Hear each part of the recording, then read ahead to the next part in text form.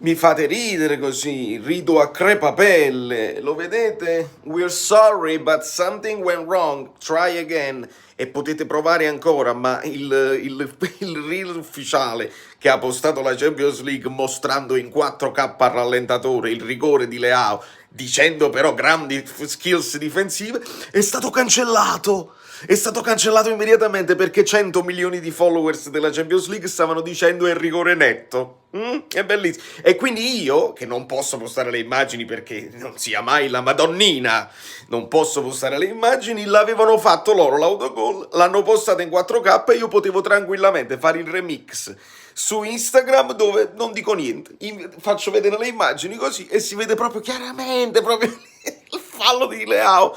Noi parliamo di Rachmani che doveva fare fallo su Leao, noi parliamo di Kvara che doveva fare i dribbling, i tiri un poco meglio,